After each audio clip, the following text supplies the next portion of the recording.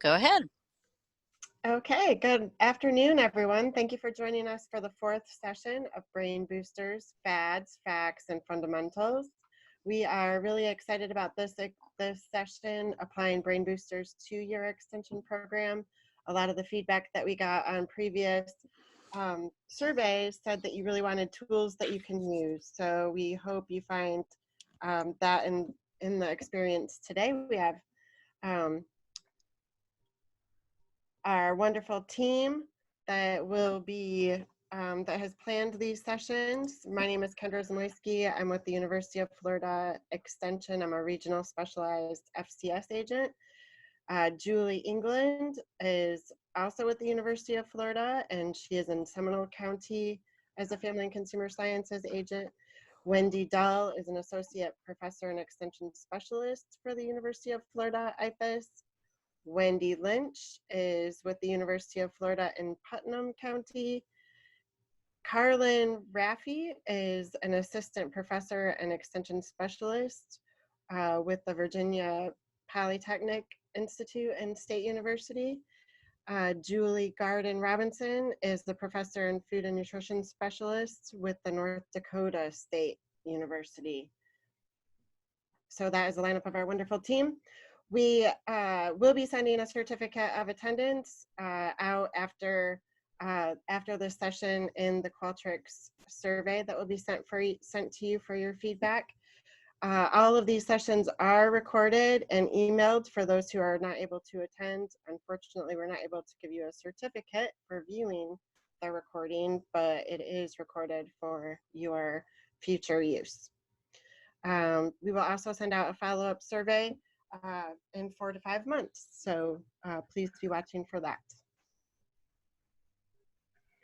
We have a lineup of 3 really great speakers today. Julie Garden Robinson is, of course, on our team, and she will be sharing with you a program called Nourish Your Brain. Chelsey Byers is an extension educator with the University of Illinois Extension, and she will be sharing a program called Brain Health. It's a no-brainer. And we're going to start the program off with Erin Yelland. And she's going to be sharing a program called Alzheimer's 101. So I will turn it over to Erin.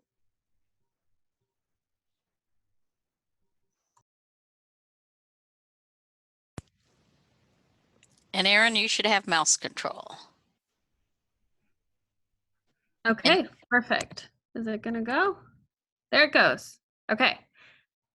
Wonderful. Well, thank you guys for having me on this program. I'm so excited to talk with you about Alzheimer's 101. Again, my name's Erin Yelland, and I'm an assistant professor and extension specialist specializing in adult development and aging at Kansas State University. And a quick side note, I am at my grandmother's house using my Wi-Fi, so hopefully it sticks with me. Her phone's ringing very badly, and they just rang like 2 minutes ago. Hopefully that doesn't happen, but we should be all good and set to go here. So I'm going to just be sharing a little bit about our Alzheimer's 101 program that we have through K-State Research and Extension, and just the basics of it. There's no ifs, ands, or buts about it. It is a simple introductory program that really just goes into basics of Alzheimer's disease and really helps to connect our participants with resources out in the community. So it's 60 to 90 minutes for the lesson, and there's a lot of different supplementary materials that you can use with it. With all of our extension programs, we really like them that come out of my office. We really like them to be easy to use for extension agents to pick up and be able to go and present it with little to no preparation time in advance. So we're hoping that you will find the same with this program.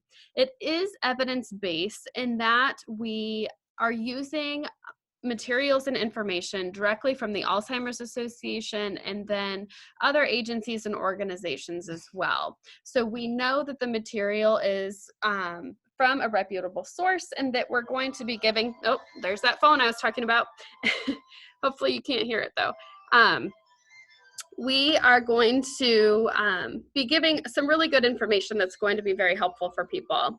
And really the audience for this is intended for anyone. So we're hoping that anyone who wants to learn more information about Alzheimer's disease can do so. We've had people attend the programs anywhere from older adults themselves to caregivers, and we've actually done this program in some middle schools and high schools, just talking about the basics of Alzheimer's, so that younger kiddos who maybe have grandparents or great aunts and uncles and other family members who are doing community service can learn more about Alzheimer's disease in general.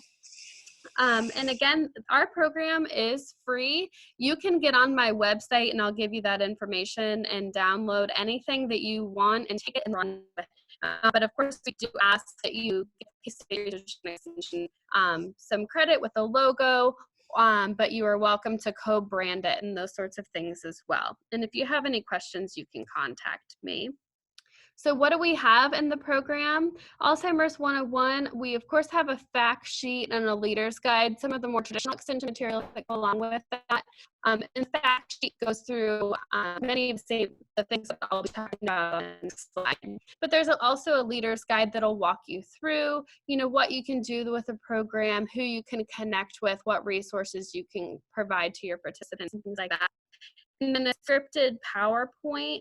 And the script really allows you to incorporate your own experiences and some additional information as well. But it helps to give you some guidance on what needs to be covered and discussed in order to be giving folks the most correct and information. There is a consistent evaluation that goes along with it. And then we have some supplementary materials to the program, such as an exercise list that you can do with your participants. So at the end of the program, we talk about steps to better brain health. And I really love getting participants up and active in presentations. And so this exercise list gives you some ideas that you can do with your participants. And it's really able, or the exercises are able to be adapted to anyone with any ability. There's also a radio script and a newsletter, just the things that you can take and include pretty quickly and easily. If you have a 60-second radio spot that just comes up tomorrow, there's a piece that you can use for that, or your newsletter. The interactive simulation that I worked to develop, and it's really all about how Alzheimer's actually works in your brain. And so you get some beach balls and you get some folks on talk about how the communication in the brain is really getting interrupted, and this helps people to more thoroughly understand what's going on.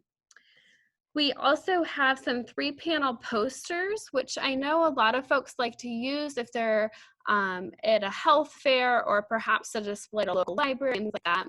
So it's something to help get the word out or put in one of those stationary spots that you have on a regular basis. And then we also have a 10 signs of Alzheimer's disease magnet, or you can print it also as a bookmark. And these always fly off the shelves for me. People love them and love to have that information handy. So there we go. I knew that was good.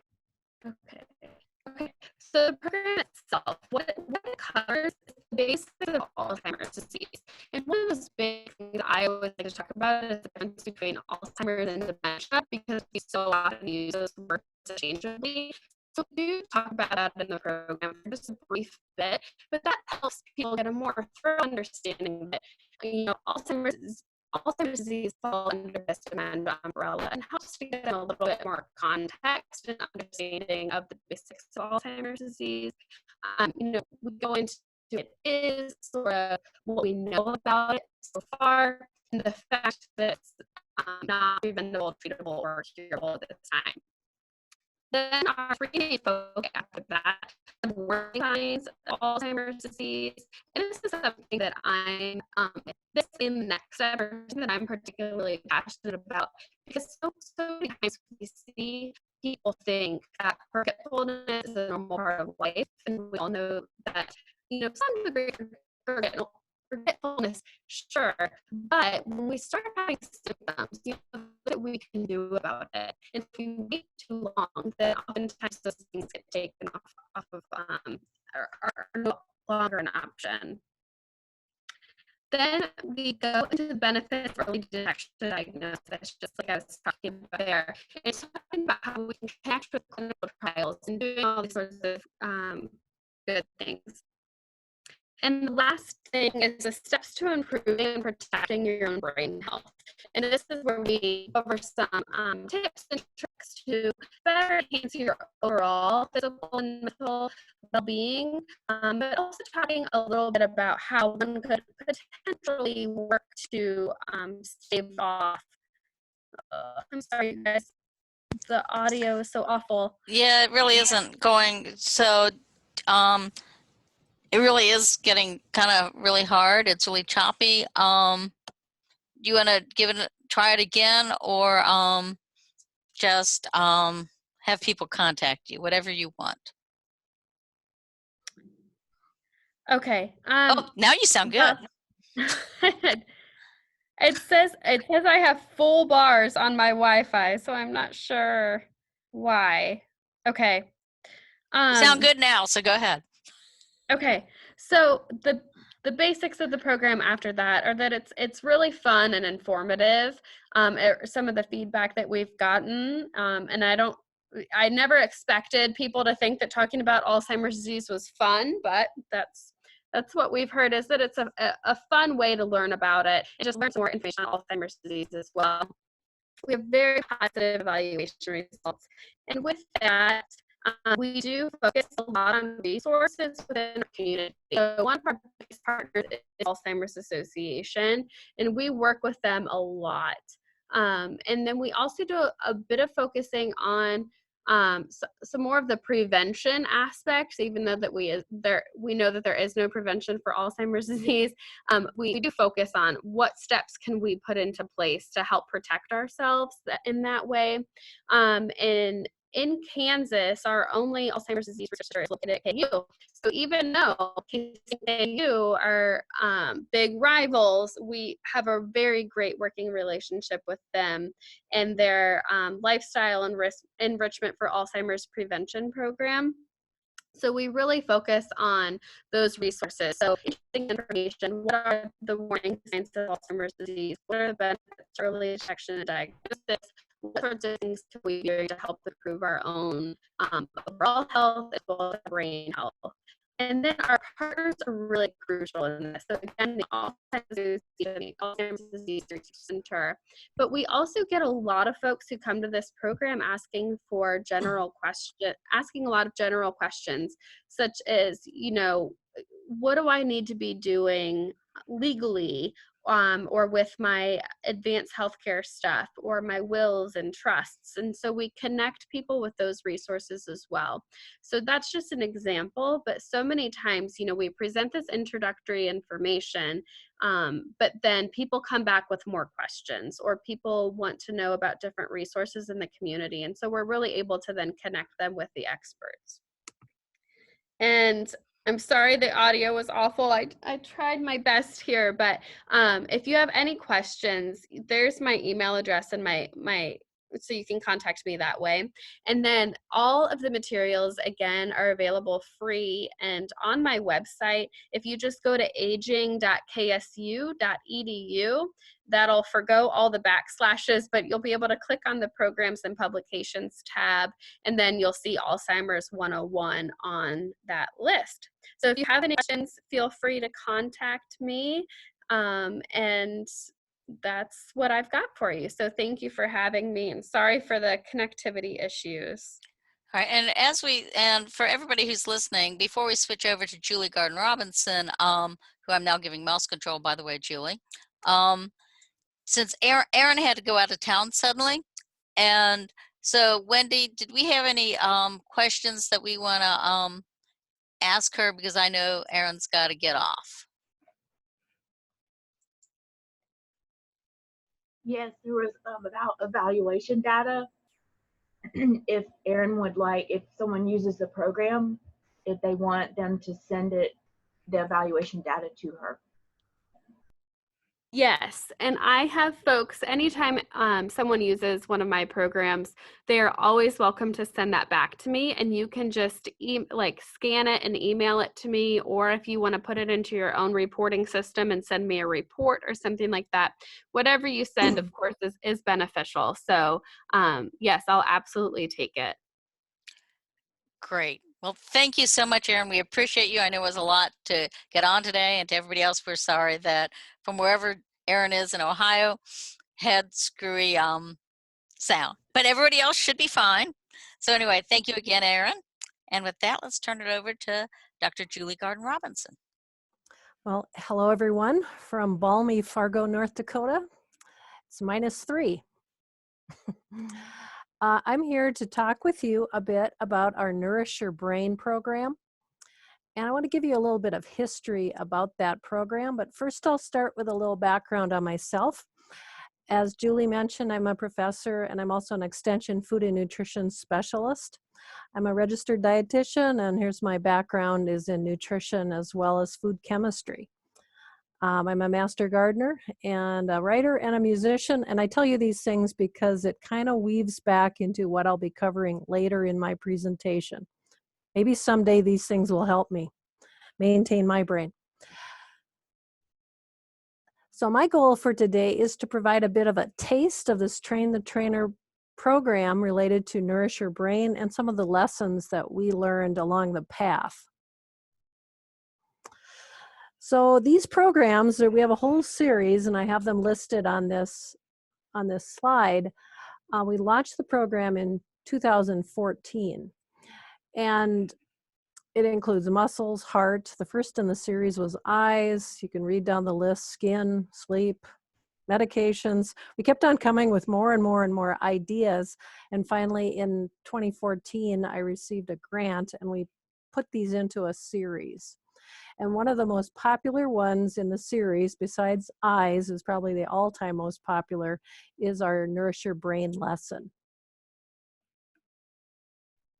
And the lessons are available for sale because I don't get a lot of funding, but I have a lot of free materials online as well. So I'll talk about that too.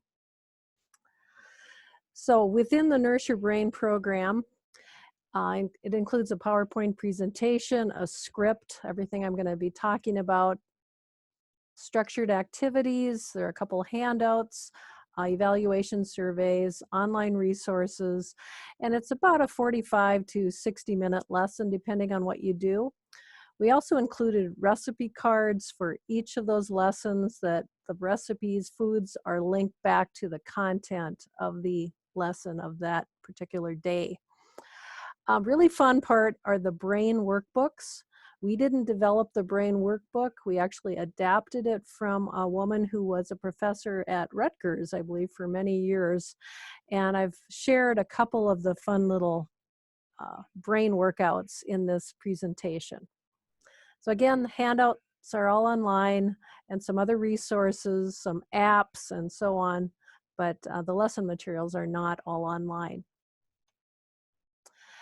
So in this program, our participants were supposed to increase their awareness and knowledge of oxidative damage to the brain and the issues that causes, the foods that may promote brain health.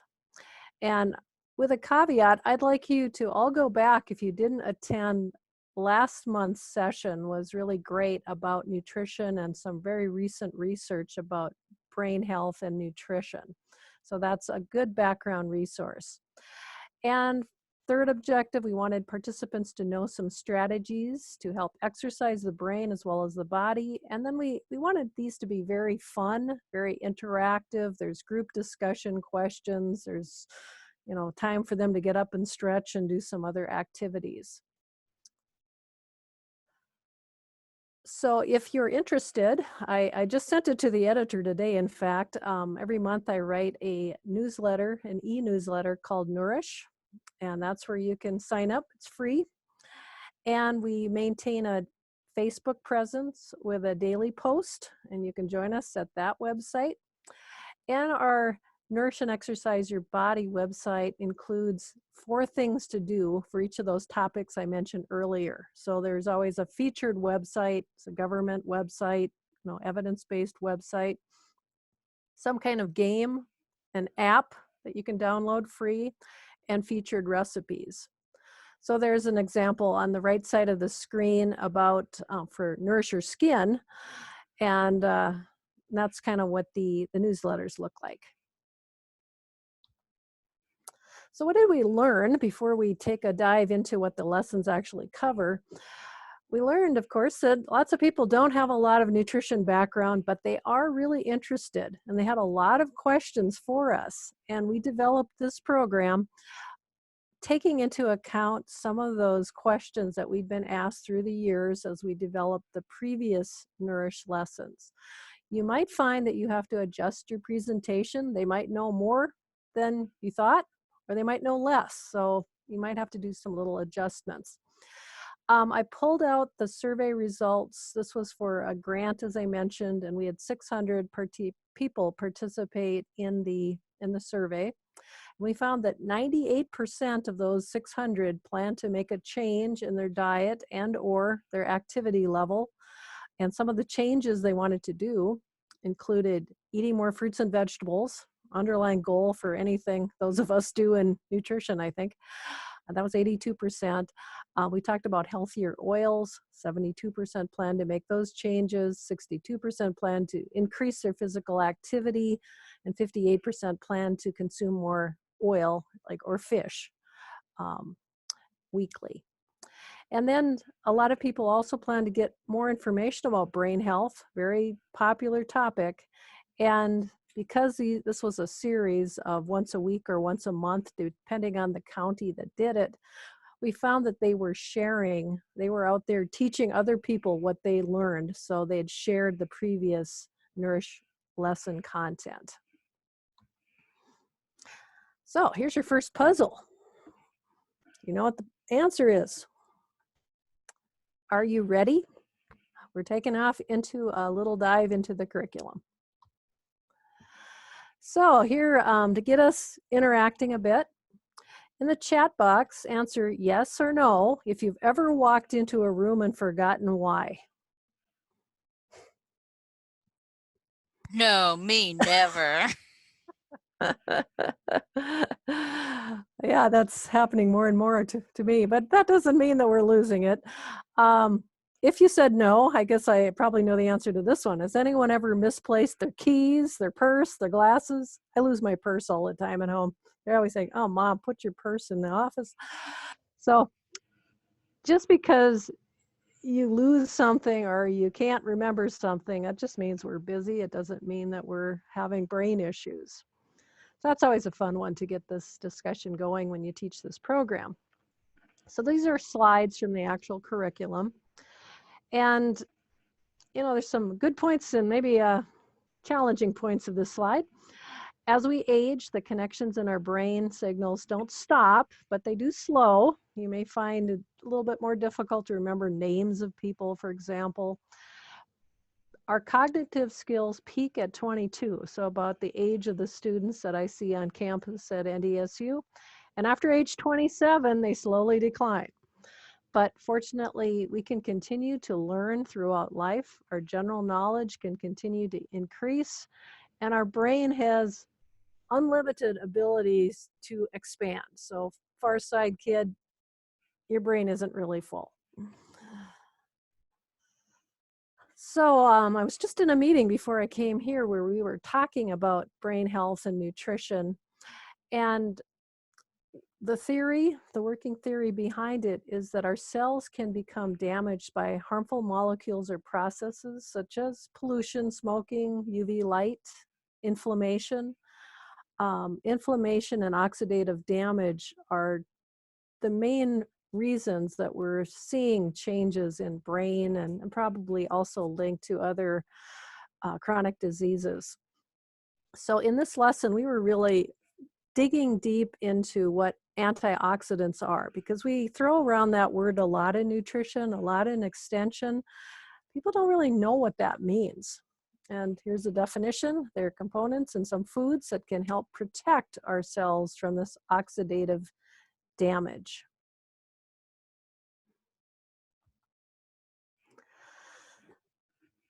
So again, as I mentioned, heart disease, diabetes, and cancer are all linked to oxidative.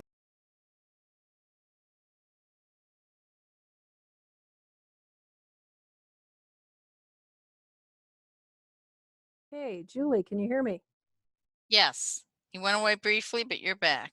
All right, give me back control. It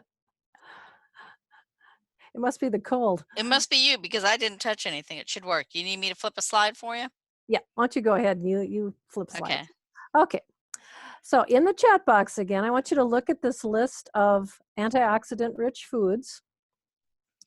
Which one do you think is highest in antioxidants according to the ORAC test? So what do you think? And while they're chatting that in the chat box, I just want to make the comment that when I do your programs, I've done it lots and lots of times, I often ask my people what the difference is between dried plums and prunes. And my answer is, prunes are what grandma used to eat. Dried plums are what us active people eat now. These prunes make me think of my grandmother. So anyway, back to you. And let me hit the next slide with what they actually are. Yeah, and I'm looking at the responses. Here we have cocoa beans, blueberries, kidneys, dark chocolate, and the answer is actually the cacao beans. So baking chocolate is actually good for you. So if you're gonna make yourself some holiday cookies with baking cocoa, good for you. But all of these are high in antioxidants, and most fruits and vegetables are. And the ORAC test is an oxygen radical absorbance capacity test. So it is something that scientists use in labs, or I could send off a food product and have an ORAC run on it. So it is definitely a viable test. So some things that we encouraged our participants to do would be to enjoy more vitamin C rich foods. And these include a wide variety of foods: citrus fruits, broccoli, Brussels sprouts, strawberries, cantaloupe. They wanted specifics. Julie, it says I can control your screen. Am I supposed to? You can try. I think when you had the little blip when your sound went out, you lost mouse control. Try it again. If not, I'll flip for you. There you go. Okay, I'm back. So besides vitamin C, we also encourage foods high in beta carotene. So all those dark green leafies. People think of beta carotene, they think of carrots. So it's always surprising to some people that the kale and some of those other dark greens are also rich in beta carotene, which our bodies convert to vitamin A, as you all know. So lots of different foods. We've heard a lot about berries, and I think that's why a lot of you mentioned blueberries. There was a very intriguing study done in 2005 where mice that were fed blueberries reversed age-related declines in cognitive function. And they also had better balance and coordination. It certainly won't hurt us to eat more berries, but beans, dryable beans, are also very high in natural antioxidants. So those all colorful foods, whether they're beans, fruits, vegetables, are good for us. And I'm preaching to the choir here. So the blueberry group came out with the recommendation to eat a half a cup of blueberries a day. So also increase their sales. Some other things to think about that we cover more in depth in the lesson is about omega-3 foods and recommendation 2 servings of fish per week. And I've listed some that include DHA. You may see that component also listed on baby formulas. So again, we're teaching them food-based nutrition because that makes a lot more sense to them. So more omega-3s, more vitamin C, and so on. A few years ago, medical doctor Erwin Rosenberg came out with this quote that we put in here: good cardiovascular health goes hand in hand with good brain function. So taking care of your heart also take care of your brain, and vice versa. So we had another lesson all about heart health, where they learned a lot more about controlling sodium, trans fats, and so on. In this lesson, at the time that we introduced this lesson, my plate was pretty brand new and pretty unfamiliar. And when I go and do lessons myself, I still find a fair number of people who think we still follow the food guide pyramid. So never hurts to throw in a slide and just reinforce this half your plate fruits and vegetables concept, and maybe even cups or serving sizes. All right, so maybe some of you have seen this type of meal before, maybe not. In the chat box, what would you add or substitute to make this meal more brain health friendly?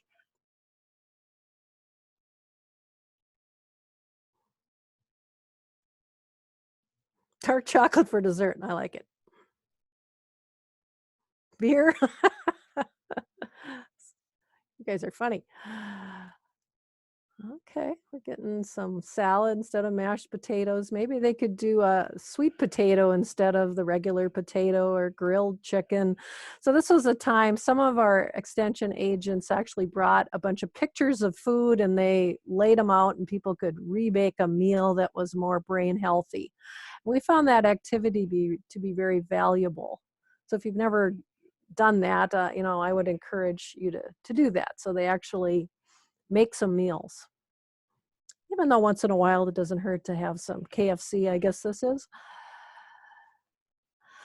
There's some other tricks and tips that you can do to help your memory.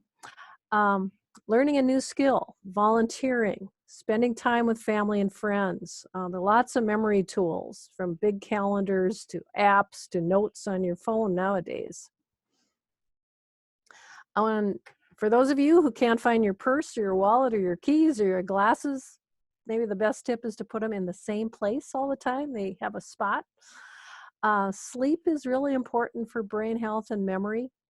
We have another lesson that's all about sleep, and that was also very important because so many people have sleeping difficulties, especially as we get older. Exercising, we talked about that. We did some stand-up exercises during this lesson. Moderate alcohol, someone mentioned having beer with that. Well, once in a while, that's okay. And depression can also increase risk of memory disorders and so on. So get help if you feel depressed. So here are some other ways to keep your brain sharp. Never hurts to do these crossword puzzles, jigsaw puzzles, card games, reading the newspaper, books, magazines, doing crafts, playing a musical instrument, staying up on technology. Lying on the couch watching Netflix, I think you know the answer. It's not a good brain health activity, although maybe it helps stress, I'm not sure. But I wanted to step back to playing a musical instrument because about a year ago, I minored in music. I've been a music coordinator at my church for 20 years, but I hadn't been playing my flute very much in the last years while raising my kids. And I joined a band, community band again, and hadn't played so long that it was quite taxing on my brain to go in and be thinking like that. It's okay now, but what I learned in the past year with kind of relearning the musical instrument I play, when I looked around at all the people in this band, the person next to me is 90 years old, plays the piccolo extremely well. There's a saxophone player behind me, 94. She really can play the saxophone, really loud too. So playing a musical instrument is one of the best things. So if you have an old dusty clarinet in your closet, I would highly recommend getting it out, because all these things, any of this thing that really engages your brain, especially music, art, all those things are very, very good for keeping those connections working. So here's a joke. You can interact with me a bit again. What do you call a hat for the brain?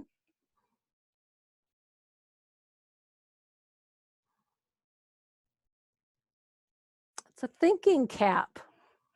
Okay, that's a groaner joke. And how many squares can you count? So look at all these How many squares if you I think you blipped out again, Julie. You there? All right. So Julie blipped out on us again. All right.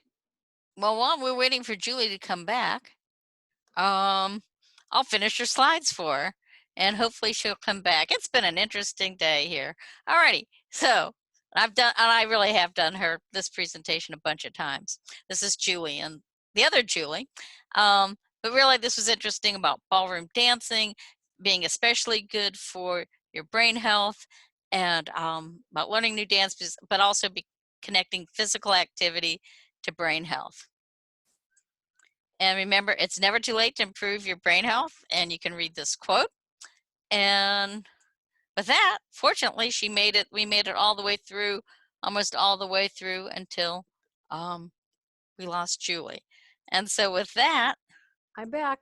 oh, well, I just finished your slides for you.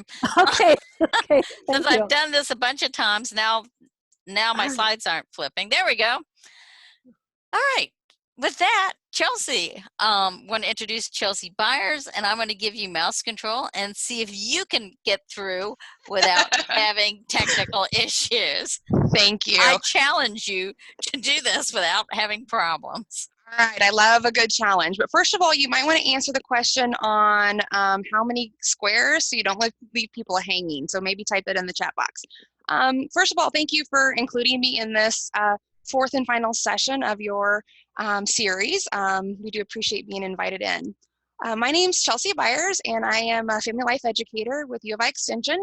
And a little bit about my background. I've been with Extension for 12 years, but before Extension, I was an activity therapist on an Alzheimer's unit for 5.5 years. And then I went and got my master's in gerontology, and I worked for the Alzheimer's Association in St. Louis, Missouri, teaching people about Alzheimer's, the various types of dementia, for a couple years before coming to Extension. So I've had brain health, Alzheimer's, kind of that interest in my career, my entire career. So that set the stage for when I came to Extension, and they were already doing some programming on keeping brains healthy. And so that was a natural progression into teaching about brain health and Alzheimer's and the like. So that's a little bit about my background. So, all right. So brain health is a hot topic in Illinois. Our brain health courses are our most popular programs requested for our family life team, and I am one of 6 family life educators across the state. I would like to also acknowledge my colleague Mollyhofer. She was doing brain health programming before I began in Extension, so they've been doing brain health programming in some form or fashion since 2004 here in Illinois, and I joined in 2007. So all of the curriculum that I'm going to discuss today, she and I have either revamped it or written it together. So why do we teach about brain health and aging? You know, today's older adults are living longer and healthier.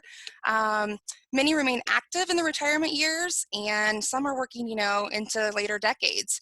So a lot of times, you know, people don't think about their memory slips until they get older. And so, you know, we have memory slips throughout life, as Julie showed us when she asked some of her questions about, you know, misplacing keys or glasses.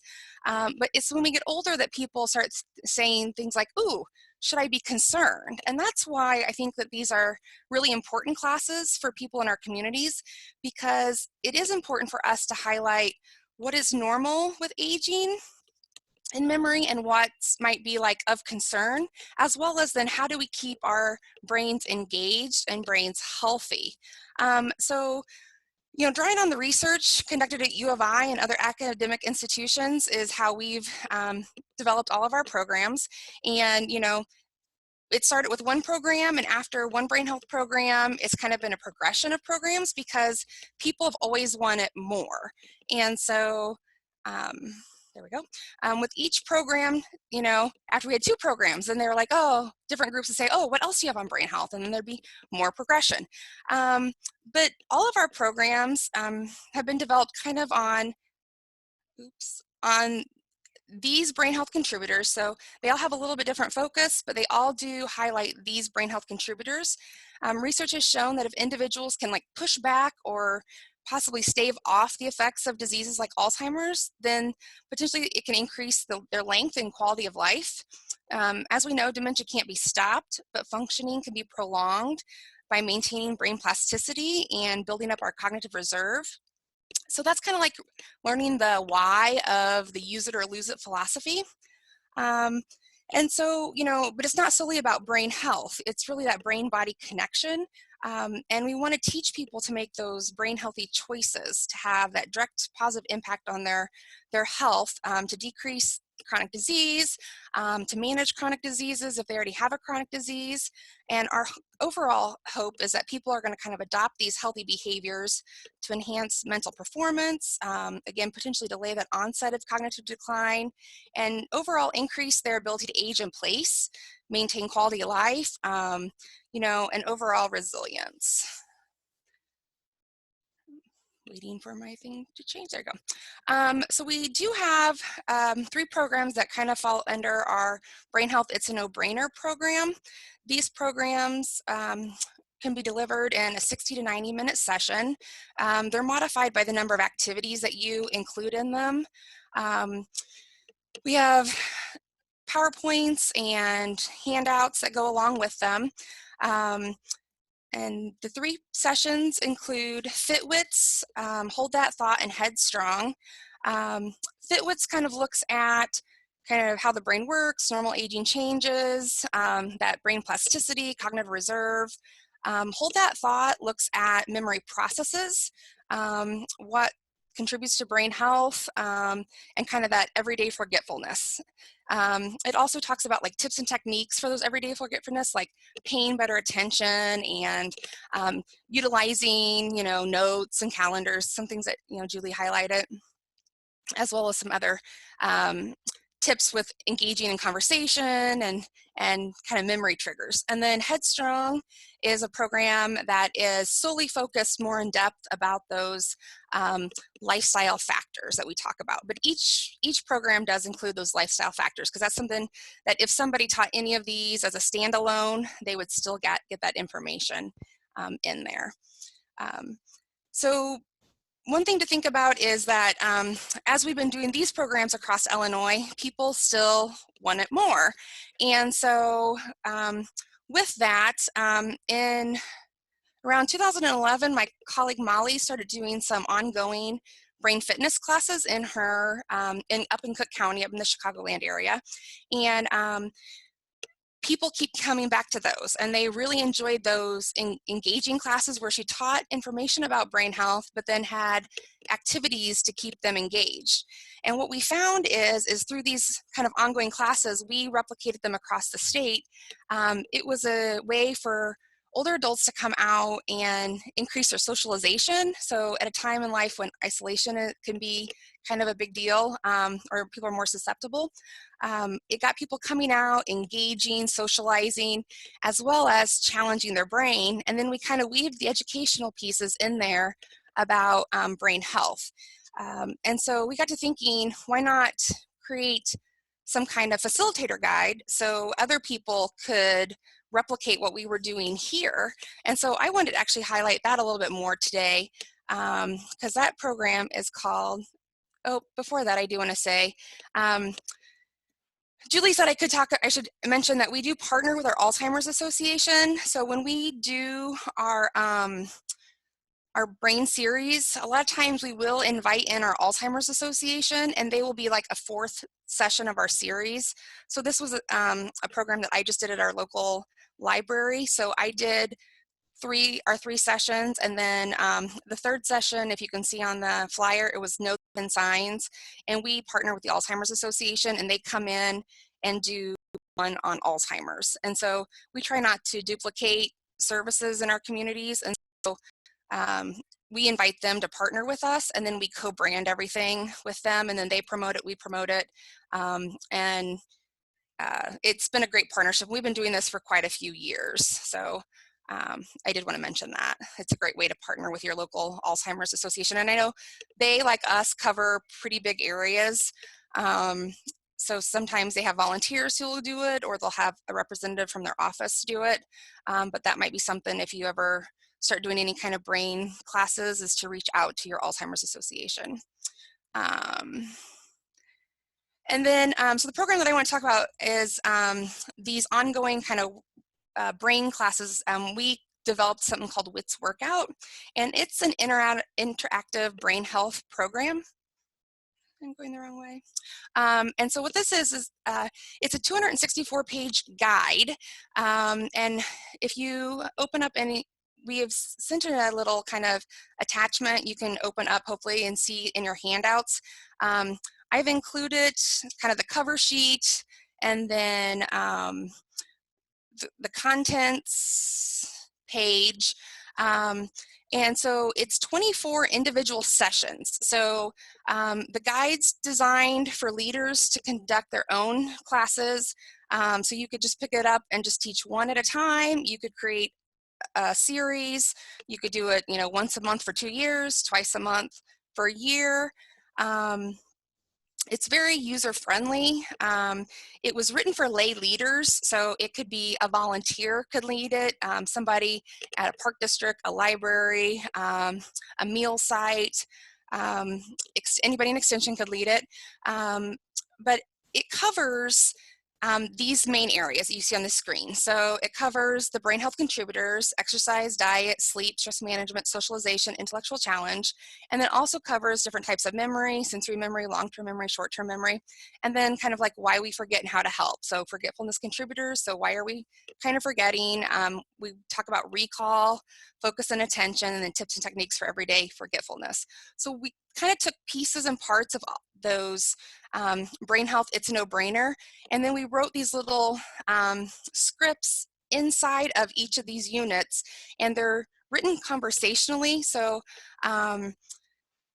they're not written to be overwhelming for a lay person to read them, so they shouldn't stumble over words, or it shouldn't be too academic, but it should deliver a good message, a good educational message. And then each session has it's kind of built like a workout then. What you don't have in your packet is, my mouse is super sensitive, I apologize everybody. Each lesson then is built like a workout. So you have like a warm up and then a stretching activity, and then you get into the actual training piece. And then there are 3 more activities. So 2 workouts and then a cool down, and the cool down can either be done in person or when you send people to go, it can be homework or whatever, but the activities can be done individually, or they could be done in partnering, or you could just do an activity, like some of them you could do to a whole group, because they could be just, you could verbally lead some of the activities. So it's a great way to kind of engage groups, increase that socialization, keep those brains engaged. There's a variety of activities in the workbook, so hopefully there'd be something for a variety of people. I think we might have time to do one of the activities. So let's just see how you do with the first one, and you have the other ones to take home with you. So this one is called State to State. So in this activity, out of the 50 states, there are four pairs that begin with a letter. So like that only have 2 states with that one letter. So if I chose I, that wouldn't work, because there's more than 2 states that begin with the letter I. So Indiana, Illinois, Iowa, I've already passed 2. So if you guys can think of a partnership of 2 states that only have 2, and that's correct, Vermont and Virginia is one of them. Can you think of any others? Good try on the Washington, Wyoming. There's also West Virginia. It's not O, it's not A, it's not C, but Kansas and Kentucky is another. So we have 2 of them. Texas and Tennessee, correct? That's 3. There's 1 more pair. Good try on Alaska and Alabama.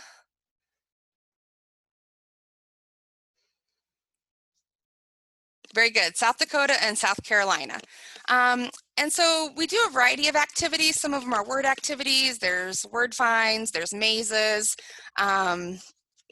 Here we can do one more real quick. I'm going to take another minute real quick.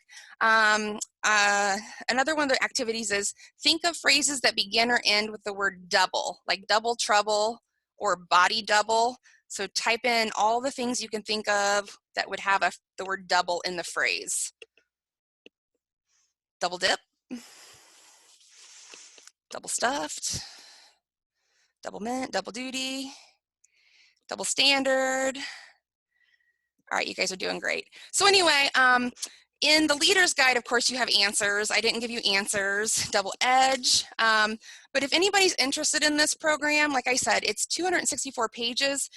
You can order the binder, the manual, it's a bound manual, or you can order it on a USB drive, or you can order the combo of the two of them. It's $75 if you order one of them individually, or a combo pack for both of them is $115 if anybody's interested, or I'm happy to answer any questions.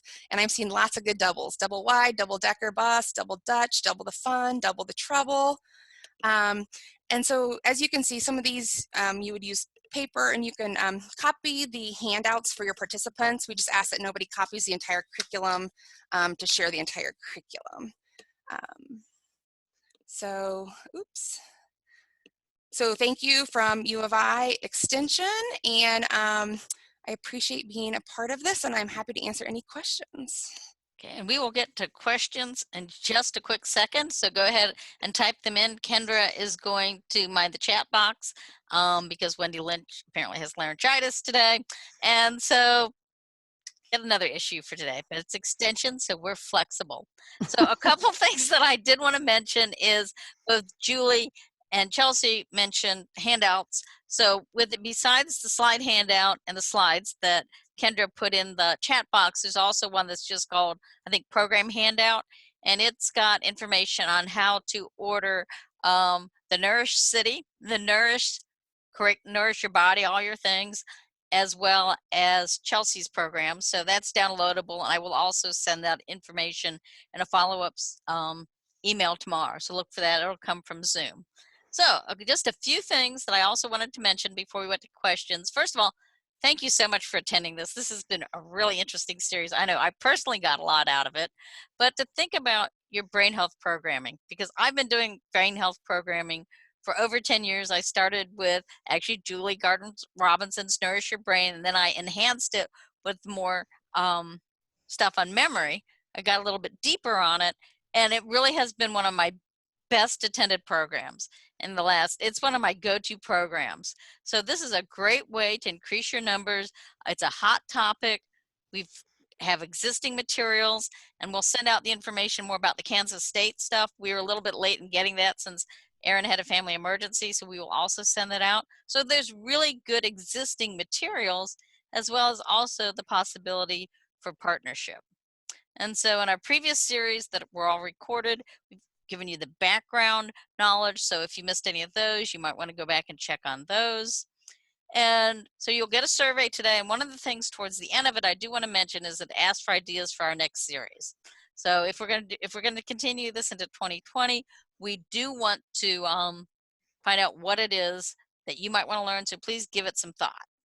And so, so let's go to questions. And I'm going to start it off with a question for Chelsey is, you've got your WITS workout program available, but are also the curriculums for the lessons for Hold That Thought and Headstrong available? Good question. They were supposed to be available last fall, actually, a year ago. But we had them reviewed from one of our really wonderful neuroscientists on campus, but he's so well known that he travels internationally. And so he's reviewed the programs, but he hasn't sent us any edits yet. So we don't want to send it out formally until we see if there's anything he really wants us to change. So it's been ready to go since we delivered it for our NCRAN group like a year ago fall. So we feel awful about it, but we're like, we don't want to send it out if there's anything that he thinks should be changed. And he said, you know, in an email, no, I think it looks really good. I have one question about one thing. Yeah, we should meet. And then every time I try to meet with him, he's like in China or Europe and I'm like, okay, like at this point, we're like, we just need to like pin him down. So they will be as soon as we just see if there's anything that we truly need to change before we like ship them out. So I don't know if anybody's on here actually saw us present those in September of, gosh, that was what, 2018. But they are ready to share, but we just do want to make sure that they are truly vetted before they go out. So, and then I see a question about target audience for programs. Ours are, they can be pretty much across the board. We do tweak them a little bit. I've done it in college, a lot of ours with college students. And a variety of people in the WITS workout program. I would say there's maybe just a handful that are geared more to older adults because of the activity you see. Like if you see in the handout I sent you guys, there's one on, they might know who like Lucy and Ethel and Laurel and Hardy and, you know, Sanford and Sons might be. But then you can just kind of edit, not include that one activity in that section. And so no one section would have more than one activity that would be an age time related activity that you would need to know anything like that. And we always tell people when we do any of our brain health programs, not everybody's going to like or know the answers to any of our activities. They're to get people engaged. And so just like, you know, with the states one, some people hate geography, and really it's about kind of remembering, you know, triggering memory of states. You know, so we know, you know, if we do something on music, not everybody likes music, or if it's something on TV, not everybody watches TV. So we just try to remind people that, you know, hopefully one of the activities we do today, you know, you're going to enjoy a variety of them, or, you know, there might be one that is your least favorite. So we always kind of try to have a little mention that, but people who come to our programs usually overall enjoy them, or they'll know, you know, 70% of the answers on one that has like TV shows, and maybe there's a couple that they didn't know. But so depending on who the group is that you're doing it to, we've piloted all of the WITS workout programs in rural, urban, kind of suburban areas. We did have to change a couple of the activities because they didn't fly. And so they have been all pilot tested outside of doing them here in Illinois, like in different areas with different groups, and with kind of different, you know, Molly has mostly African American, Cook County, Chicago people in her groups versus, you know, somebody who has kind of rural, central, southern Illinois people. Like, so we've kind of had a nice variety of people in the pilots to make sure that these would fly in different group settings. And, you know, so we try taking all that feedback and have people who were not extension people read the directions, so the directions would be understandable as well, because we intuitively might read through some of those things. So we had it piloted at different places where they led them. So hopefully we've worked through kind of some of those things as well. So. Okay. And Kendra, are there any more questions since you're mine in the chat box? It looks like Chelsey did a good job fielding her own questions. I did want to make sure that people were aware that Julie was fielding her questions in the chat box. So just to draw your attention to a couple of those answers, people asked about how she keeps up with the social media contacts and communication. And she said she has a program assistant and student who help create the social media posts. A dietetic student writes the daily posts one month at a time and schedules them by the month. And then regarding the question, there was a question about classical music and if that promotes brain health. And Julie said any type of music is good for brain health. The Baby Einstein program pushed classical music, but any music is beneficial. There was a question about partnering with the area agency on aging, and Julie said she partners in North Dakota with aging services, senior centers, and public health. Chelsey, do you have any partners in addition to the Alzheimer's Association? Yeah, the Area Agency on Aging is who actually funded our the design work in WITS Workout, because their thrust these 3 years is preventing social isolation. And so we are working with them to implement this in a lot of their meal sites and their community partners. And so we have a longstanding history working with them. Age Options out of Chicago is one of our main partners that we're going to start doing this across the state. But yeah, so yes, but we do it a lot with, you know, different entities, you know, libraries, our AHEX, if anybody partners with their area health education centers across their states, different groups like that. And have you tried any of these activities at health fairs, for example? We in North Dakota did. What our agents did was to print some of the slides and actually make displays out of them with some of the activities, like the squares. And actually the number of squares, I checked my notes, it's actually 14. You should have seen. So we actually used some of the slide information on panels. And I want to mention that Erin, before she had to get off, mentioned that one of the things that was available on their website was like a 3-panel for a poster. And I see Rosalisa in Penn State said that they partner with the Alzheimer's Association to teach their workshop. And so Rosalia, if you have anything you want to actually mention, we can let you speak. Just send me a text and I can hunt you down and let you speak, even though we're about out of time.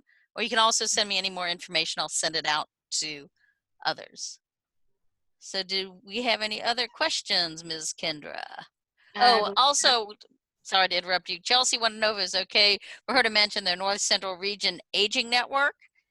And I know they do webinars and do a lot of different things. So Chelsey, send me the information. I'll send out a link to that to everybody. Okay, we'll do. All right. So now, Kendra, any other questions? It looks like there's a couple people that are really interested in that spinning wheel. Chelsey, if you could maybe share that resource with folks. We just use, or go ahead, sorry. Oh, go ahead. Yeah, we just use a spinning wheel that we put the different brain health areas on, and then we have a couple different questions under each of those areas. So it might say intellectual or physical or social, and then we ask people a question, and it might be true or false, or it might be multiple choice, like one might be something about health foods. And so it lands on one of those categories, and then we ask them a question on those categories. And what we've learned from that experience is to make sure you have an adult version of questions and then maybe an easier kid version, so then kids can answer questions and adults can answer questions. We've done it at farm progress shows, our health fairs, things like that. And then sometimes we have like a little like giveaway, you know, if they engage with the spinning wheel and answer a question, then you know, right or wrong, and either way they're getting some kind of bit of knowledge. The other thing that we did in North Dakota was doing a lot of food demonstrations, because we would have recipes for each of the different lessons, and just teaching people how to make a smoothie to get more fruit in their diet, for example. So anytime you have food, you know, that attracts people. So another good thing to do. With that, it's 4:03, so I think we have used up our time. Thank you so much for coming. We will apologize for any glitches we had with technology. Thank you so much for attending our series. And we hope our team thanks you. And we hope you have a great holiday season. And we look forward to working with you next year.